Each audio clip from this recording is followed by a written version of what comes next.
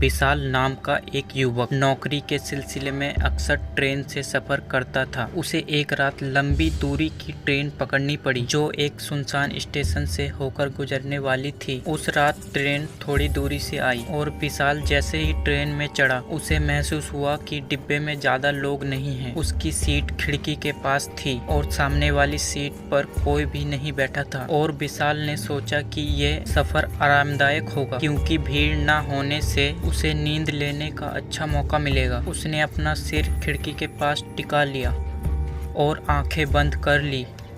कुछ देर बाद ट्रेन ने अचानक रफ्तार धीमी कर दी। विशाल की आंखें खुल गई। ट्रेन एक छोटे से स्टेशन पर रुक गई जो पूरी तरह से सुनसान था। स्टेशन का नाम कालीपुर, जिसके बारे में उसने पहले कभी नहीं सुना था। स्टेशन पर कोई हलचल नहीं थी, ना कोई यात्री ना कोई कर्मचारी। जैसे ही ट्रेन रुकी एक हल्की सी धुंध डिब्बे में घुस आई। उसी समय एक लंबी और दुबली पतली महिला ट्रेन में चढ़ी। वे सफेद रंग की पुरानी सी साड़ी पहने हुई थी और उसकी चाल बहुत धीमी और अजीब थी। उसने चारों ओर नजर घुमाई और फिर विशाल के सामने वाली सीट पर बैठ गई। विशाल ने उसी तरफ देखा लेकिन उसका चेहरा बालों से ढका हुआ था। ट्रेन फिर से चल पड़ी। महिला बिल्कुल शांत थी। विशाल ने सोचा कि शायद वह भी किसी दूसरे यात्री की तरह ही होगी, लेकिन उसकी मौजूदगी से विशाल को अजीब सा डर लगने लगा था और उसने कुछ भी नहीं कहा। कुछ देर बाद विशाल ने उसकी तरफ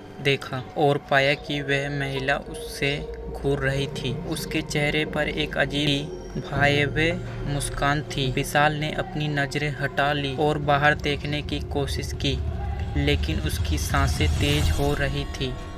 बाहर का अंधेरा और उस महिला की अजीब सी चुप्पी, सब कुछ उसे बेचैन कर रहा था। तभी उस महिला ने धीरे धीरे बोलना शुरू किया।